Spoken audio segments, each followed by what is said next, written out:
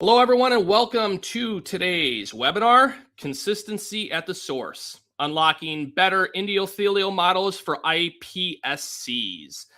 My name is Kevin Faluga Labroots, and I'm going to be your moderator for today's event. Today's educational web seminar is presented by Labroots and brought to you by Trailhead Biosystems. We encourage you to participate today by submitting any questions you may have during the presentation. To do so, simply type them into the Ask a Question box, which is located on the bottom of your screen, and click Submit. We'll answer as many of your questions as we have time for at the end of the presentation. You can also use the Ask a Question box to let us know if you're having any troubles seeing or hearing the presentation. I'd now like to welcome our speaker for today's webinar, Ernesto Solorzano, PhD, research scientist at Trailhead Biosystems. And a little bit about Ernesto. He focuses on advancing human iPSC-derived cell technologies for applications in disease modeling, drug discovery, and regenerative medicine. He earned his PhD from Northeast Ohio Medical University, where he elucidated the osteopathic phenotype in complex lymphatic anomalies with a strong emphasis on translational science and moving innovation from bench to bedside. Ernesto, we're thrilled that you're here with us today. We're greatly looking forward to your presentation. So whenever you're all set, I'm going to turn it over to you. You can begin whenever you're all ready. Thank you for the kind introduction, and I'm excited to share the work that we have done here at Trailhead. First, I'll introduce Trailhead Biosystems and then touch on endothelial cell biology. Next, we'll look at why iPSC-derived endothelial cells are valuable complementary options to donor sources. I'll then walk through Trailhead's approach, the iPSC-derived endothelial cells, and expansion medium that we developed at Trailhead using our HD-DoE platform. We'll then follow up with presenting our newly developed expansion medium, and finally, we'll wrap up with additional services offered at Trailhead.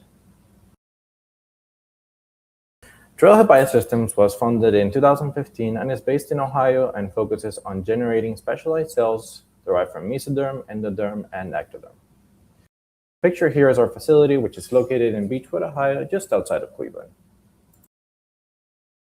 Since our mission is to create specialized cells from induced pluripotent stem cells, better known as iPSCs, it's important to highlight where the real challenges in the field lie. Many years of research have gone into reprogramming iPSCs, and we now know how to readily bring them back to a versatile state where they can become any cell type. The real hurdle isn't reprogramming, it's guiding these cells into the right specialized lineages. That's where Trailhead comes in. Our work focuses on solving these differentiation challenges using iPSCs as a customizable platform to generate functional specialized cells. These cells can then be applied across multiple areas from cell therapy, drug discovery, to disease modeling and tissue repair. So let's talk a little bit about some of the major challenges with iPSC-derived cells today. First, the demand for high-quality human cells is enormous, but right now the options are limited.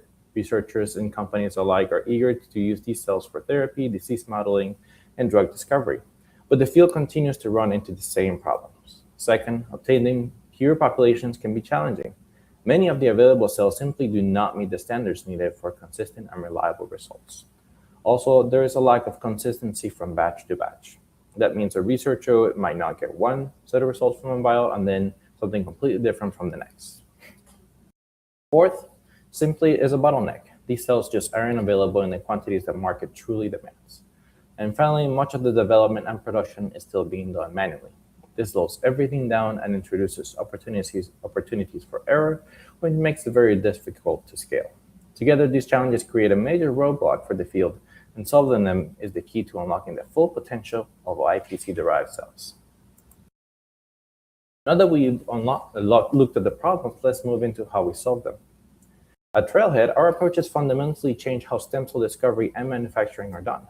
Rather than relying on slow and traditional iterative processes, we leverage machine learning to enable the accelerated discovery. This allows us to test and optimize conditions at a scale that simply isn't possible by hand. We also use this approach to efficiently explore the high-dimensional space of regulatory inputs, the combinations of growth factors, small molecules, and culture conditions that control cell fate. By doing this, we can fine-tune differentiation pathways in a way that drives both precision and consistency.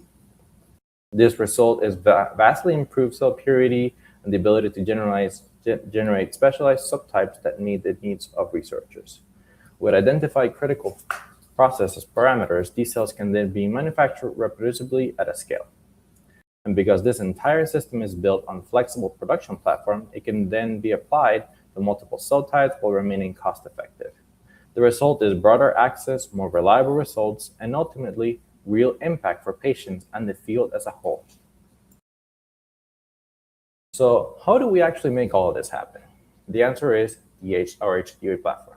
HD-DoE stands for High Dimensional Design of Experiments, and is the core technology that drives everything we do at Trailhead. Rather than rely on trial and error, we leverage proprietary in-house software to design experiments with a level of skill and complexity that will be challenging to achieve through conventional approaches. Our HD-DoE technology is built to lower the barrier of entry for researchers, whether through access to novel cell types, higher purities, and streamlined workflows or lower research costs.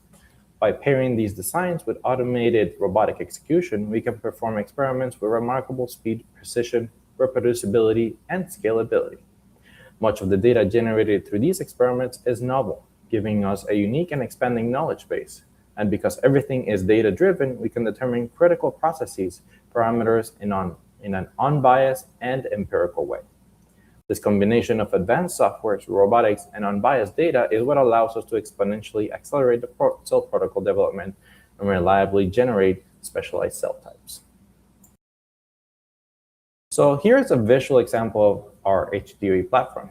We want to look at 12 factors on how they affect the cells. Traditionally, that would require about 4,100 experiments. With HD-DoE, we can compress that large resource-intensive 4,100 experiments to 96, collecting the same amount of data, modeling that data, and predicting the cell fate outcome. This allows us to generate a lot of robust and reproducible protocols at an incredible pace. So let's move on to discussing the endothelial background, which will be the topic for today. Endothelial cells form the inner lining of vessels and serve a multitude of functions as summarized on this illustration. While there are unique characteristics that can be attributed to the residing organs, endothelial cells are often linked to the arterial, vein, or lymphatic subtypes. The primary functions of most endothelial cells are often linked to their barrier function, coagulation control, inflammatory response, and vascular tone regulation. Endothelial cells are essential for studying the vascular system and have broad applications in vascular biology, disease modeling, drug discovery, and regenerative medicine. Because many downstream assays depend on endothelial cell performance, high quality and well-characterized cells are critical for generating reliable research results. Here I will show primary endothelial cell data and how they are characterized in the literature. In the upper left, we see two canonical endothelial markers, CD31 and von Willebrand factor, or VWF. CD31 plays an important role in endothelial barrier integrity, inflammatory signaling, and angiogenesis, while VWS is involved in blood clotting and serves as a marker of endothelial maturation. Functional characterization is equally important. In the lower left, ACLDL uptake is used to assess the ability of endothelial cells to perform receptor-mediated endocytosis, a key endothelial function. Robust ACLDL uptake is a hallmark of functional endothelial cells. In the center image, tube formation assays evaluate the cell's ability to organize into capillary-like networks in vitro, providing a measure of their angiogenic potential. Finally, the panels on the right demonstrate the endothelial inflammatory response. Following TNF-alpha stimulation, endothelial cells increase expression of the adhesion molecules ICAM, which promote leukocyte recruitment and adhesion. Together, these markers and functional assays provide a comprehensive assessment of the endothelial identity, maturity, functionality, angiogenic capacity, and responsiveness to inflammatory stimuli. On this slide, I want to highlight the primary sources of endothelial cells and the limitations associated with each. The most common donor sources are vessels from the umbilical cord and organ-specific tissues. These cells have been essential for research and clinical applications for decades, but both sources present challenges. For umbilical cord-derived cells, the number of cells available from each donor is limited, and there is significant variability in yield, quality, and expansion potential. While cord blood core banks improve access, the overall supply remains finite. Organ-specific endothelial cells present additional challenges during isolation, with protocols often varying by tissue type. Further purification is typically required, and cell quality and proliferation capacity can differ substantially between donors. Donor compatibility is another limitation. Obtaining patient-specific cells for autologous applications is not always practical, which restricts scalability. In addition, creating large banks of genetically edited primary cells is challenging due to their limited lifespan and expansion capacity. Together, these limitations make it difficult to achieve the standardized scalability and reproducibility that modern research and industry require. These challenges have driven interest in alternative cell sources, particularly iPSC-derived endothelial cells, which offer the potential of an essentially unlimited, standardized, and engineerable supply of cells. First, they bring consistency. Because iPSCs can be banked and used as a standardized material, differentiation runs can then be repeated under controlled protocols. This minimizes lot-to-lot variability, which is a major issue when working with donor material where every lot can behave differently. Second, iPSCs allow for customization. You can generate lines for specific patients or engineer them to model genetic diseases, enabling disease-specific applications. Third, they provide an unlimited source of cells. Unlike umbilical cord or organ tissues, which are finite, iPSCs can be expanded indefinitely in culture, ensuring a renewable and scalable supply of endothelial cells. Another key benefit is reproducibility. Standardized manufacturing produces consistent cell populations, making data more comparable across experiments, laboratories, and institutions. iPSCs are also highly scalable. They can be adapted to large-scale production systems, making them valuable for research, high-throughput drug screening, and preclinical testing. Finally, their applications are broad. iPSC-derived endothelial cells can be used to study vascular development, angiogenesis, vascular malformations, autoimmune disorders, inflammatory responses, and drug toxicity. They also represent a promising platform for regenerative medicine and therapeutic development. Importantly, iPSC-derived endothelial cells align closely with the NIH's increasing focus on the new approach methodologies, better known as NAMs.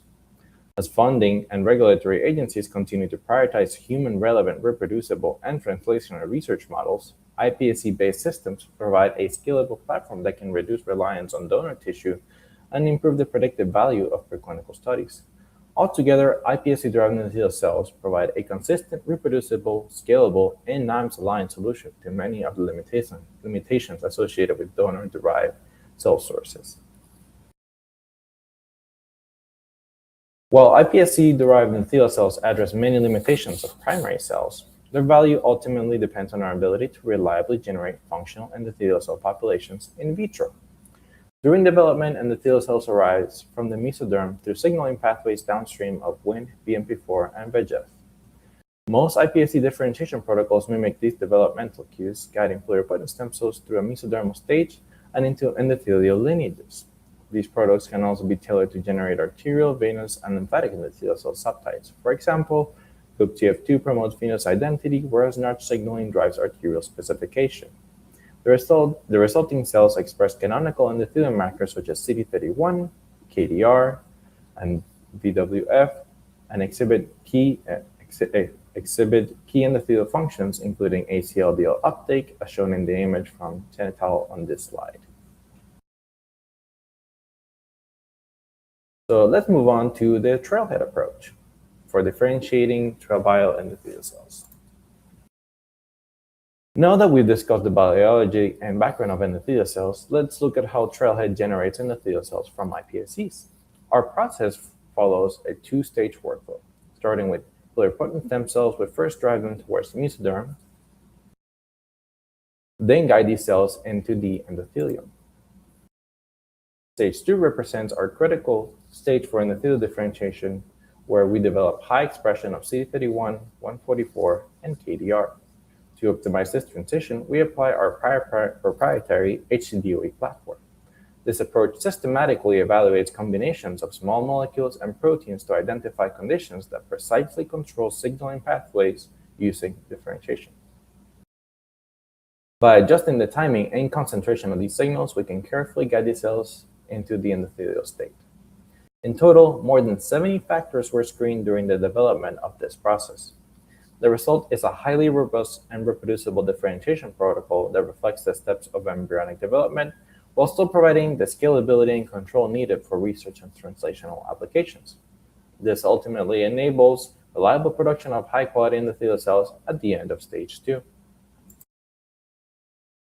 At stage 2, mesodermal cells are cultured in our optimized stage 2 medium, which promotes the expression of genes and several markers associated with the endothelial specification. Following such specifications, we expanded the cells prior to cryopreservation.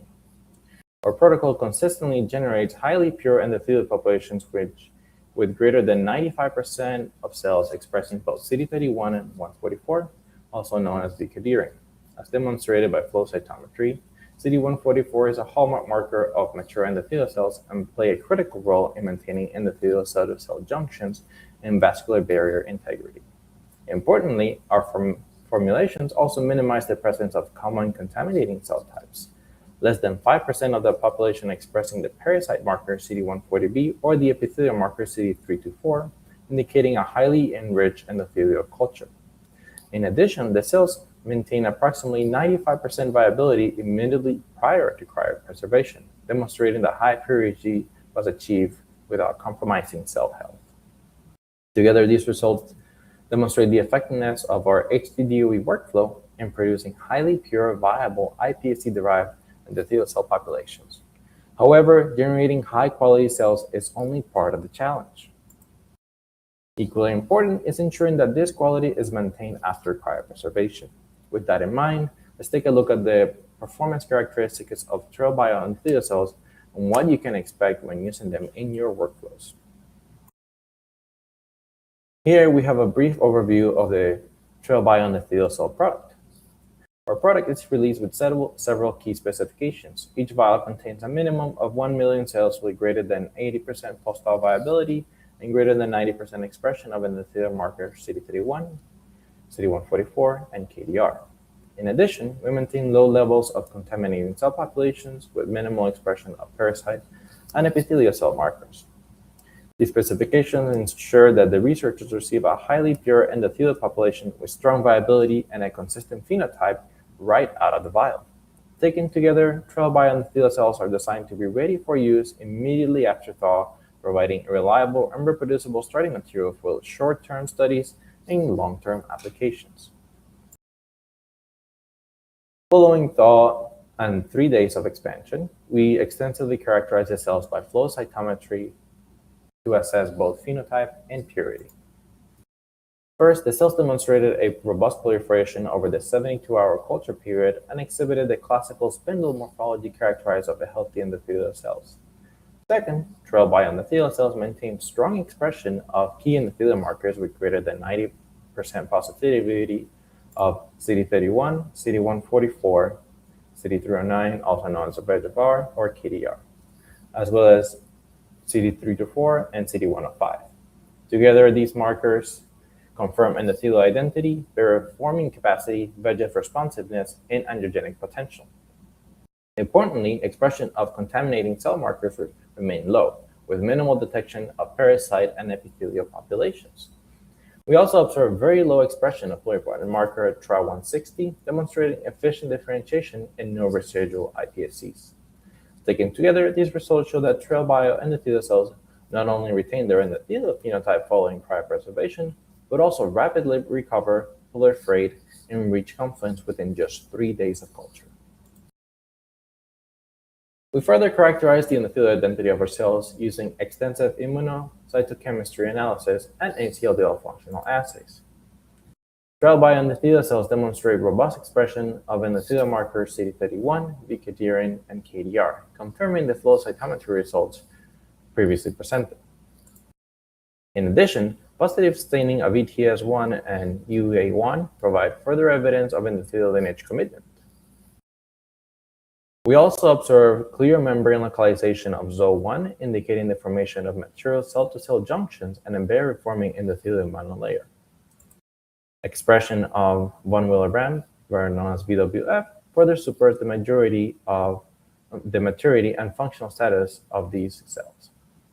Beyond marker expression, trail bioendothelial cells demonstrate greater than 98% uptake of ACLDO, a key functional characteristic of healthy endothelial cells, and a widely accepted measure of endothelial activity. Taken together, these data provide strong evidence that trail bioendothelial cells exhibit both the molecular and functional characteristics expected of high-quality endothelial cells, closely resembling their primary endothelial cell counterparts. Next, we sought to further evaluate the functional properties of our endothelial cells, especially their ability to migrate, invade, and form vascular networks, all key features of angiogenic endothelial cells. First, we assessed cell migration using a transwell assay in response to VEGF stimulation. Trail bioendothelial cells demonstrated a robust chemotactic response with approximately a 2.5-fold increase in migration compared to unstimulated controls, as visualized by crystal violet staining. We then evaluated invasive capacity using a similar transwell system pre-coated with Matrigel to mimic the extracellular matrix barrier. Under VEGF stimulation, the cells exhibited strong invasive behavior, resulting in approximately a 4-fold increase in invasion relative to no VEGF condition. Finally, we performed a tube formation assay, one of the most widely used functional assessments of endothelial cells, when seeded into Matrigel. Trail bioendothelial cells rapidly organize into interconnected capillary-like networks, demonstrating their ability to recapitulate a key step of angiogenesis in vitro. Taken together, these results demonstrate that trail bioendothelial cells are not only phenotypically endothelial cells, but also functionally active, exhibit the migration, invasion, and vascular network formation capabilities expected of healthy angiogenic endothelial cells. We then evaluated the inflammatory response of our endothelial cells, a key functional characteristic of vascular endothelium. Trail bioendothelial cells were stimulated with TNF-alpha and analyzed for the expression of E-selectin and NICAM1, endothelial adhesion molecules that are upregulated during inflammation and play critical roles in leukocyte recruitment and trafficking across the vascular wall. Compared to untreated controls, TNF-alpha stimulation induced a strong inflammatory response, resulting in E-selectin expression in approximately 43% of the population. While ICAM1 is already expressed in our cells similar to HUVECs, we observed a strong increase in ICAM1 levels, as demonstrated by increased mean fluorescence intensity, also known as MFI, as shown through flow cytometry. These findings demonstrate that trail bioendothelial cells remain responsive to inflammatory stimuli and are capable of recapitulating the activation state observed in native vascular endothelium. Lastly, because endothelial cells are often expanded for downstream applications, we evaluated whether trail bioendothelial cells maintain their phenotype and functionality over multiple passages. As shown in the cumulative expansion graph, the cells were successfully expanded through 3 passages, achieving an average 4-fold expansion at each passage.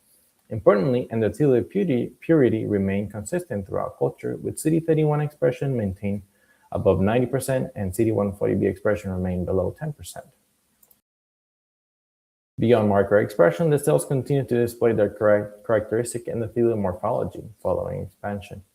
By passage 3, trail bioendothelial cells retain their ability to form capillary-like networks in tube formation assays and maintain robust ACLDL uptake, demonstrating preservation of key endothelial functions. Taken together, these results show that trail bioendothelial cells not only meet the hallmark criteria of functional endothelial cells, including canonical marker expression, angiogenic activity, and inflammatory responsiveness, but also maintain these defining properties through continuous passaging. This stability makes them a reliable and versatile platform for vascular biology, disease modeling, and drug discovery applications. To conclude, trail bioendothelial cells were developed to address the key challenges researchers face when working with endothelial models: purity, consistency, functionality, and cost. These cells were recently launched and are commercially available now. First, our cells are highly pure, with more than 90% of the population expressing key endothelial markers, including CD31 and CD144, while maintaining minimal levels of contaminating cell types. Second, they are truly ready to use. Researchers can use these cells immediately following thaw or expand them in culture for up to 3 passages while maintaining their endothelial phenotype and functional performance. Consistency is another major advantage. By leveraging our HD-DoE platform during development, we were able to optimize differentiation conditions, minimize variability, and generate a highly reproducible endothelial product. Beyond marker expression, trial bioendothelial cells have been extensively functionally validated. We demonstrated robust ACLDL uptake, migration, invasion, and tube formation, as well as inflammatory responses, confirming the key characteristics expected of healthy endothelial cells. Finally, the efficiency of our HD-DoE workflow not only accelerated development, but also reduced manufacturing costs. This allows us to provide researchers with a high-quality iPSC-derived endothelial cell product at a more accessible price point. I also want to take this opportunity to introduce you to our recently developed Trail Bio endothelial expansion medium. Up to this point, all the data presented were generated using commercially available serum-containing endothelial medium. However, as the field continues to move toward more reproducible and clinically relevant workflows, there's an increased need for serum-free culture systems. Serum-free media help reduce lot-to-lot variability, improve experimental consistency, and support future translation into therapeutic and manufacturing applications.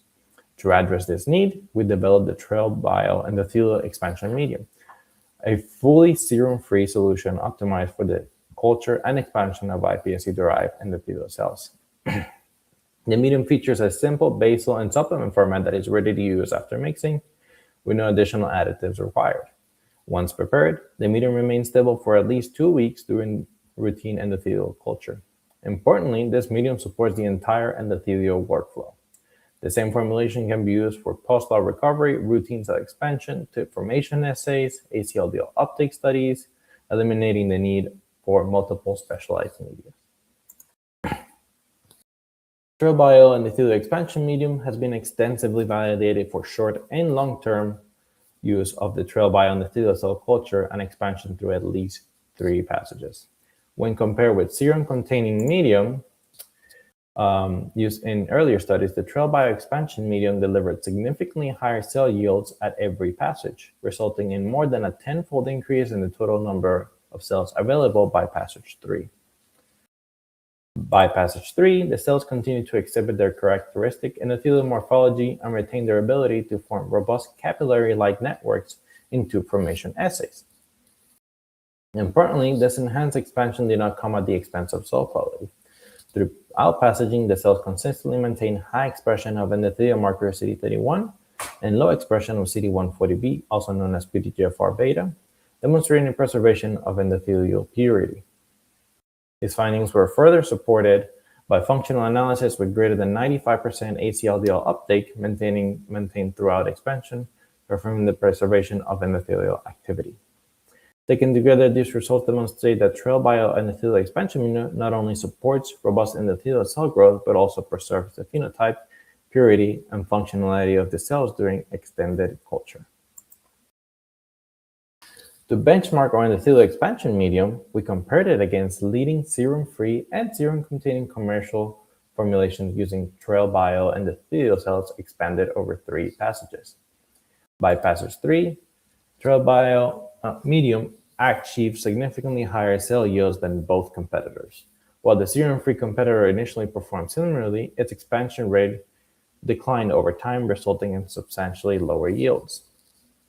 This was further confirmed by proliferation analysis, which showed significantly high proliferation activity in cells cultured with the Trail Bio medium. Morphological assessment at passage 3 supported these findings, with serum-free competitor failing to reach the expected cell confluence consistent with its reduced expansion performance. We also evaluated endothelial identity and culture purity. CD31 expression remained consistently high in cells cultured in the Trail Bio medium, while the serum-free competitor showed significantly reduced CD31 levels by passage 3. In contrast, the serum-containing competitor exhibited progressively increased expression of the parasite marker CD140B across passages, indicating enrichment of non-endothelial populations. Overall, these results demonstrate that the Trail Bio expansion medium delivers superior expansion proliferation, maintenance of endothelial identity, and culture purity compared with commercially available serum-free and serum-containing alternatives. After validating the trail bioexpansion medium as the optimal condition for culturing or trail bioendothelial cells, we sought to benchmark them against a commercially available iPSC-derived endothelial cell competitor in their recommended medium. Both cell products were cultured and analyzed in parallel through 3 passages. Immediately following thaw, trail bioendothelial cells exhibit significantly higher CD31 expression, indicating a more enriched endothelial population at the starting point. Following expansion, the competitor cells were able to reach comparable levels of CD31 expression, while CD1b levels remained generally similar between the groups across cell passages. In terms of proliferation and cell yield, both cell products demonstrated comparable performance, achieving robust expansion over the course of the study. Additionally, by passage 3, both populations maintained the characteristics of cobblestone morphology expected of healthy endothelial cells. Overall, the most notable differences between the 2 products was the higher endothelial purity observed in trail bioendothelial cells immediately post-thaw. This provides researchers with a more consistent starting point population and reduces the need for additional recovery of enriched steps. Importantly, these results achieved using our HD-DoE development platform, which enabled rapid optimization of the differentiation process while significantly reducing development and time cost. This efficiency allows us to offer a high-quality endothelial cell at a lower price point without compromising functionality, scalability, and cell quality. Finally, we evaluated the performance of our expansion medium in non-iPSC-derived cells to assess its broader applications across endothelial cell types. We selected human umbilical vein endothelial cells, or HUVECs, as they are among the most widely used and well-established endothelial models in vascular research. Following extended expansion, HUVECs cultured in trail biomedium maintain strong proliferative capacity as an expected endothelial morphology through passage 3. Endothelial identity was also preserved with a robust expression of CD31, CD144, and KDR alongside low levels of parasite marker CD140B. Finally, HUVECs remain highly competent at passage 3, demonstrating efficient tubule formation and greater than 99% ACLDL uptake. Overall, these findings demonstrate that the trail bioexpansion medium supports HUVEC growth while preserving endothelial phenotype and function during long-term culture. This gives us a standardized system to directly compare iPSC-derived endothelial cells with HUVECs, and we're now extending these studies to additional endothelial cell lines to further evaluate the medium's versatility. To summarize, the trail bioendothelial expansion medium was designed to support robust and reproducible endothelial cell expansion while maintaining cell quality and function. Across our studies, the medium consistently generated higher cell yields than commercially available serum-containing alternatives, while providing the advantage of fully serum-free formulations for a greater process control and consistency. Importantly, expanded cells maintain key endothelial characteristics and demonstrated functionality across multiple assays, supporting their sustainability for downstream applications. We also validated the medium in HUVECs, where it supports robust expansion, maintain endothelial identity, and preserve functional performance through extended passaging. These results demonstrate the medium's ability to provide a consistent and scalable culture platform across diverse endothelial cell models. Finally, the medium features streamlined one-to-one validation, a streamlined one-to-one basal to supplement format, simplifying workflow and inventory management. Once prepared, the complete medium remains viable for at least 3 passages, providing added convenience and consistency during routine culture. The trail bioendothelial expansion medium will be available soon. Let's talk about other services offered at Trailhead, such as custom iPSC differentiation. I want to briefly highlight our custom iPSC differentiation capabilities. In addition to our off-the-shelf endothelial products, TrailBio also partners with researchers who want to generate cells from their own iPSC lines. One of the major advantages of working with us is access to our HD-DoE platform, which allows us to rapidly identify and optimize the conditions needed to produce specific cell types in a scalable and reproducible way. Another key benefit is access to our internal expertise across all 3 germ layers, mesoderm, endoderm, and ectoderm. Our team has extensive experience designing differentiation strategies for a wide range of applications of specialized cell types. This application allows researchers to work with patient-derived or gene-edited iPSC lines, enabling disease-relevant models while maintaining the consistency that comes from standardized differentiation workflows. Altogether, this provides a flexible way to generate customized cell populations while leveraging TrailBio's platform and expertise. Here is a simplified overview of how a typical custom differentiation project works. First, a project consultation where we discuss the research goals, starting iPSC line and desired cell type. Next, the client provided line undergoes sourcing and expansion to generate a stable population. In the third step, our team performs optimization and differentiation, applying our HD-DoE platform and optimized protocol to guide the cells into the desired lineage. Finally, the cells undergo characterization and quality control before delivery with supporting data, with the option for additional functional testing based on the project goals. This workflow allows researchers to move from a starting iPSC line to a validated specialized cell population in a reproducible way. Before we end this seminar, I want to briefly highlight a few key takeaways. First, our HD-DoE platform gives us a powerful data-driven way to guide iPSCs into committed lineages with precision and reproducibility. Second, our iPSC-derived endothelial cells are highly pure, ready to use, and minimize lot-to-lot variation, making them a strong alternative to donor-derived sources. Third, our data shows robust maintenance and endothelial identity with over 90% CD31, CD144 positive retained cells across 3 passages, low CD140B population, and high postal viability. These findings support the use of our validated endothelial expansion medium, which will be available soon. And finally, these cells can be easily adapted into most workflows and applications. This combination of innovation, quality, and purity positions TrailBio endothelial cells as a reliable tool for both research and translational work. The cells are available for purchase now, and the media kit will be launching soon. With that, I conclude this seminar. If you have any questions, please reach out to our sales team and support team. We will now be moving on to the Q&A portion of the webinar. I'm joined by my colleague, Angelica, our scientific director at Trailhead, who collect the development of these products and brings extensive expertise in vascular biology. With that, we're happy to take any questions. Well, thank you very much, Ernesto, for your informative presentation. And as mentioned, we're now going to start the live Q&A portion of this webinar. If you have a question you'd like to ask, please do so now. Once again, just type your question into the Ask a Question box and click Submit. We'll answer as many of your questions as we have time for. And we already have a lot of great questions starting to filter in, so we're going to jump right to it. First one that was asked is, what type of quality control assays are used to qualify these cells?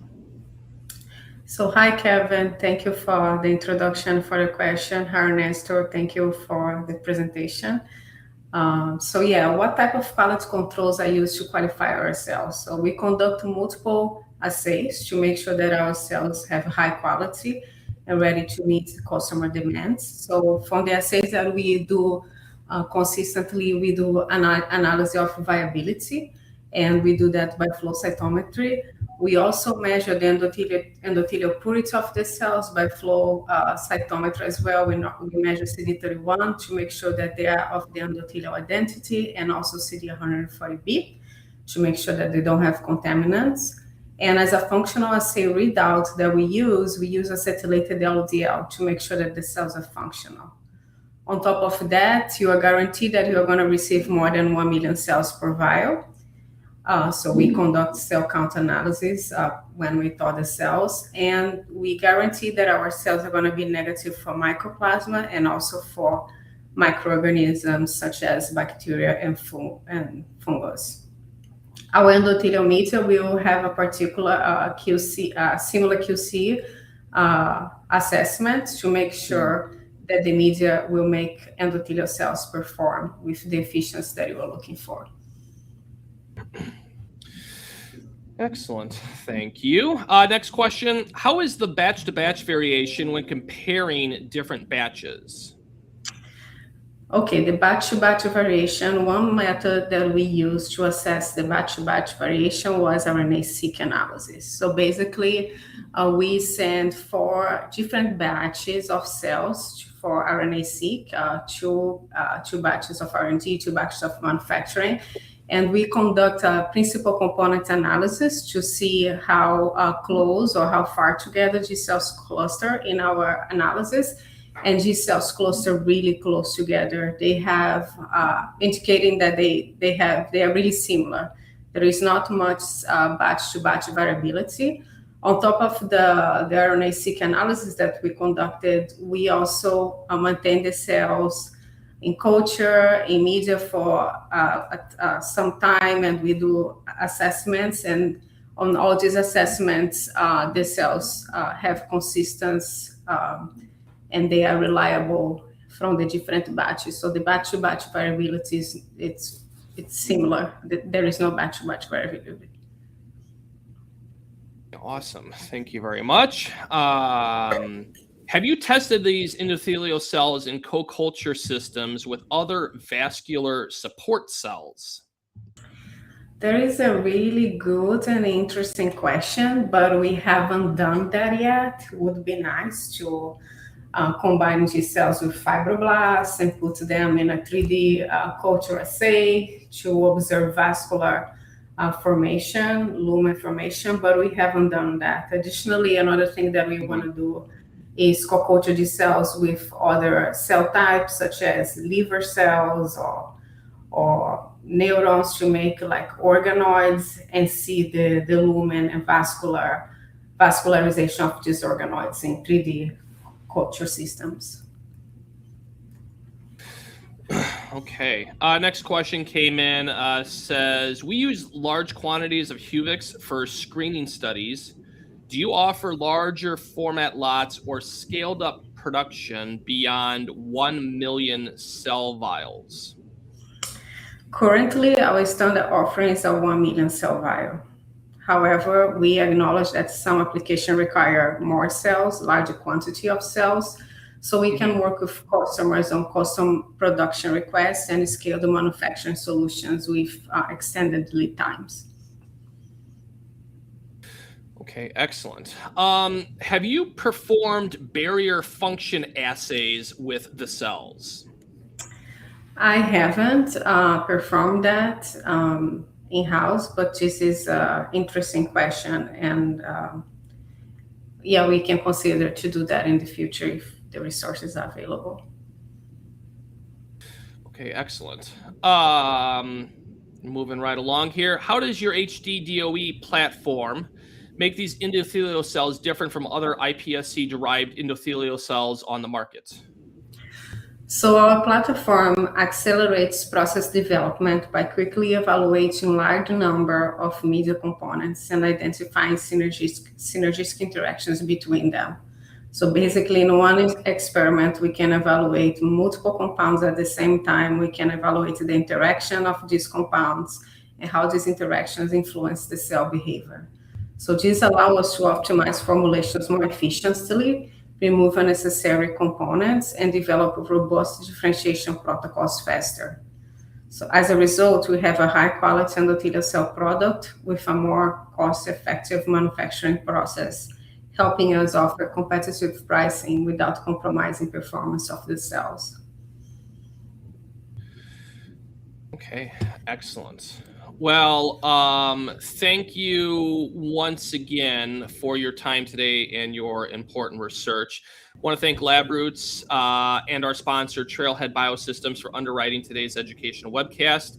Before we go, I'd like to thank the audience for joining us today and their interesting questions that we did not have time for today, and those submitted during the on-demand period will be addressed by the speaker via the contact information you provided at the time of registration. This webcast does have CME credits available upon completion of viewing the presentation. After you've watched the entirety of the presentation, please go back to the main microsite for this event and click the PACE CE button that is hyperlinked next to the CE credits. From there, you'll be prompted to fill out an evaluation form, and from there, you can obtain those credits. This webcast can be viewed on demand. LabRoots will alert you via email when it's available for replay. We encourage you to share that email with your colleagues who may have missed today's live event. So once again, thank you both very much. And until next time, everyone, goodbye.